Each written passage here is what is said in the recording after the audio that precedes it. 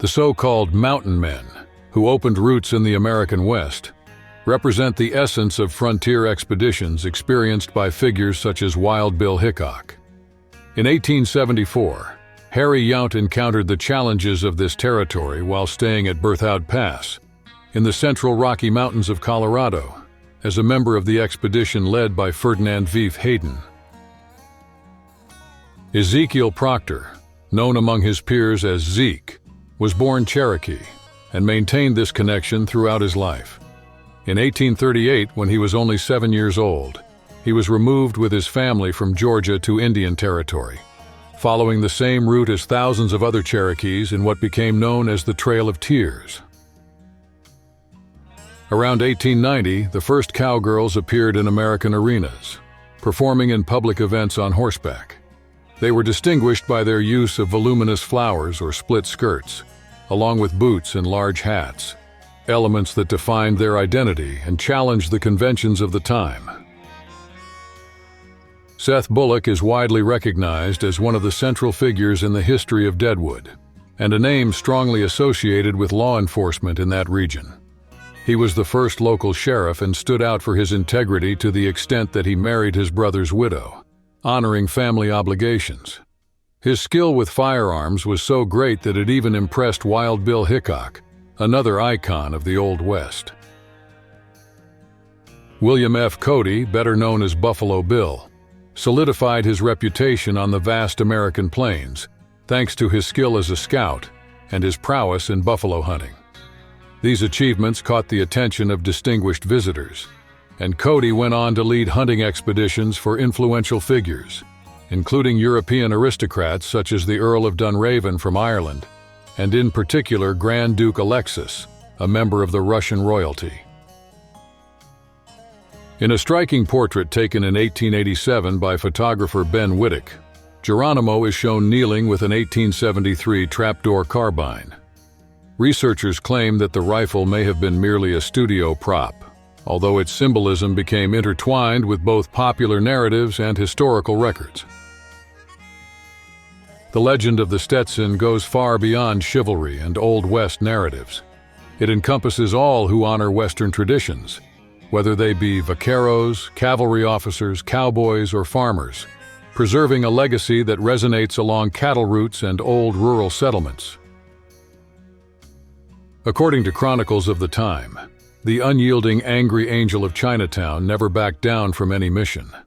The young women who found refuge with her called her Lo Mo, the Chinese expression for beloved mother, while those whose plans she foiled preferred Fan Kuei, the white devil. Popular memory remembers her as the angry angel of Chinatown. Martha Jane Canary, born in 1852, rose to fame in Old West settlements.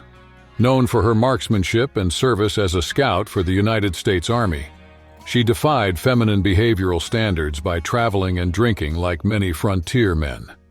Contemporary accounts indicate that her reputation was shaped by generous actions, but also by possible exaggerations.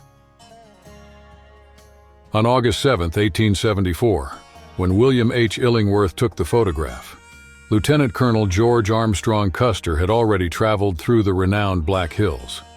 His reports, sent to Fort Laramie by Scout Charlie Reynolds, extolled the region's unique landscape, which he described as a Western Eden, highlighting the discovery of gold in paying quantities. He is, in short, a young man with striking features. So wrote a reporter who, by chance, gained access to the famous outlaw Billy the Kid inside a jail in Las Vegas, part of what was then the New Mexico Territory, just before the end of December 1880. According to the intrigued interviewer's account, the Kid stood about 5 feet 9 inches tall, had a slender build, and carried an almost student-like air, as if he were just an ordinary young man. A resident of Haines who knew John Jack Dalton from his frequent visits to her home during her youth remembered him as a ladies' man, well-dressed even into his 50s. Others, however, considered him a scoundrel. Despite conflicting views, his accomplishments were undeniable. Skagway's newspaper, the Daily Alaskan, called him perhaps the most famous Pathfinder of the territory. Sitting Bull, recognized among the Hunkpapa Lakota as a spiritual leader in the 19th century. Throughout the territorial conflicts with the United States government, he upheld the faith of his ancestors, resisting external impositions and reaffirming his people's values.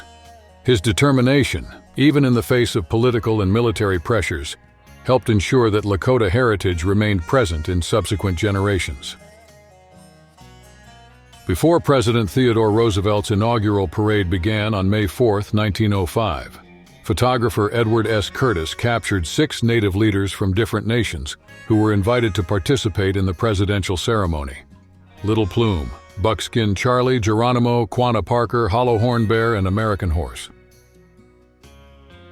Around the early 1880s, a group of prisoners and federal guards from Fort Smith was photographed on the steps of the local courthouse.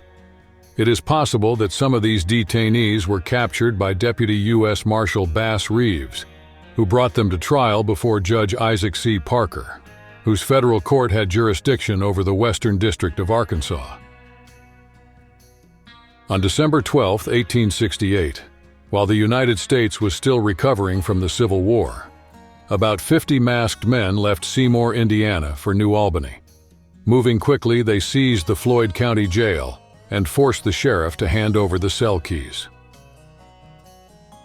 Chief Joseph, also known by his native name Hinmatu Yalatkit, led the Nez Perce people during a period marked by territorial disputes and complex negotiations with the United States government. During the conflicts that culminated in the attempt to remove the Nez Perce from their lands, he stood out for pursuing peaceful agreements, for his skill in negotiations with authorities, and for his persistence in denouncing violations of indigenous rights. Looking Glass, also known as Iotelpelik, was an important Nez Perce war leader during the second half of the 19th century. His leadership stood out amid growing tensions between his people and the United States military, especially during the period in which the Nez Perce fought to preserve their lands and traditions. In the mid-19th century, boarding a stagecoach required determination, as travel conditions were harsh. It was in 1858 that the Butterfield Overland Mail Service began its 3-year operation, covering approximately 2,800 miles between Tipton, Missouri and San Francisco. Moving continuously day and night, the journey usually took about 25 days. Red Cloud, also known by the Lakota name Mapia Luta, was an Oglala Lakota leader who played a decisive role in defending his people's territory during the period of American expansion in the 19th century. He stood out in conflicts such as the Powder River War, conducting well-organized military strategies to protect tribal lands. On November 29, 1864, about 675 soldiers of the 3rd Colorado Cavalry, led by Colonel John Chivington, charged a Cheyenne and Arapaho native camp near Sand Creek in what was then the Colorado Territory. Few warriors were present, and the action quickly escalated into a massacre. In the long cattle drives that stretched from Texas to Kansas, and on certain occasions went even farther, it was up to the younger cowboys like this Texan to shoulder the crucial responsibility of gathering and driving the large remudas of horses that followed the herd. When the Atlantic and Pacific Railroad line reached Holbrook, Arizona in 1881, the region became a well-known ranching hub in the West, often remembered for its rough routine. Contemporary accounts indicate that for several decades, it was the only county seat in the United States without any church, a condition that lasted until 1913. It is said that in places of entertainment, a variety of famous women emerged, each with notable nicknames. Some, like the Irish Queen and the Spanish Queen, reflected their origins. However, Rose dominated the choices, resulting in Prairie Rose, Midnight Rose, Texas Rose, and the Wild Irish Rose. Around 1890, Quanah Parker, a recognized leader of the Comanches, was photographed in front of his residence called Star House, located in Cache in what was then the Oklahoma Territory. The son of Cynthia Ann Parker, a woman of European descent who was incorporated into the group after being captured as a child, Quanah played a significant role in relations between his people and the United States government. In 1874 at Fort Sill, then located in Indian Territory, Jack Stillwell, on the right, posed for a photograph with his fellow scout, James N. Jones. Only 6 years earlier, Stillwell and fellow scout Pierre Trudeau had escaped the harsh attack on Beecher's Island, returning to Fort Wallace in search of reinforcements that would save Forsyth's besieged scouts. Soon after the end of the Civil War, General Philip Sheridan, recognized for his military service, surrounded himself with trusted senior officers, among them Major George A. Sandy Forsyth, to try to secure an uncertain peace during the Indian Wars of the West. This choice, however, led to contradictory outcomes, exemplified by Forsyth's disastrous command at Beecher's Island.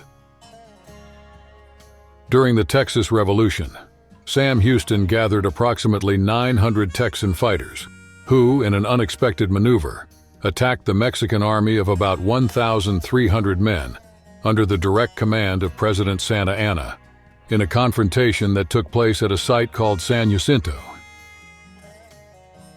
In 1940, at the Dangberg Ranch, located in Douglas County, Nevada, workers were engaged in gathering, stacking, and transporting bales of hay to feed the cattle. This task was part of the routine management of the region's rural properties, ensuring the herd's sustenance and contributing to the local economy based on livestock. In 1901, Governor Nathan Oakes Murphy, unsettled by rising crime, ordered harsh measures against outlaws and formed a group inspired by the famed Texas Rangers to bolster security in the Arizona Territory.